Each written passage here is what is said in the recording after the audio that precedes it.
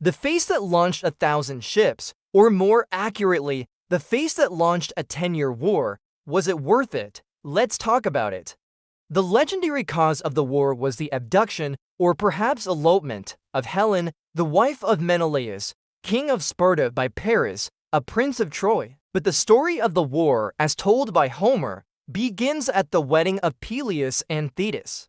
Now, we've talked about this wedding before. It was the event where Eris, the goddess of discord, threw a golden apple inscribed to the Fairest into the wedding feast. And since no one at the wedding, not even the happy couple, could resist the allure of an inscribed apple, they all stopped to try and claim it.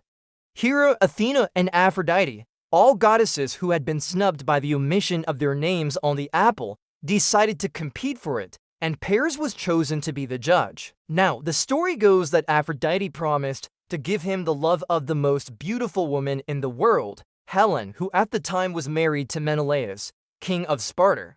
And let's be honest, Paris was hot for Helen, so he chose Aphrodite and claimed his prize.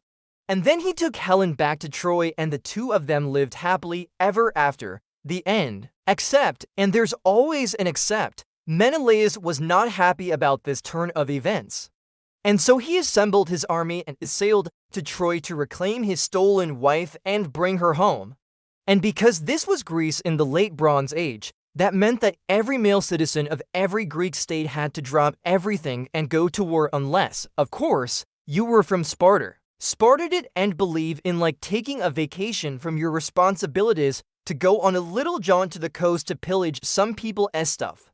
No, Sparta was all about delayed gratification and hard work, which is why their army was so well trained and disciplined. They would have been unstoppable if only they could have kept their handsome young men from getting distracted by shiny objects like, an entire fleet of warships sailing past their perfectly manicured fields of gold. But alas, the Spartans were not immune to shiny objects. And so they too set sail for Troy along with everyone else, and the war was on. But was it worth it? Well, that depends on what you think Helen was worth. Hey, thanks for watching.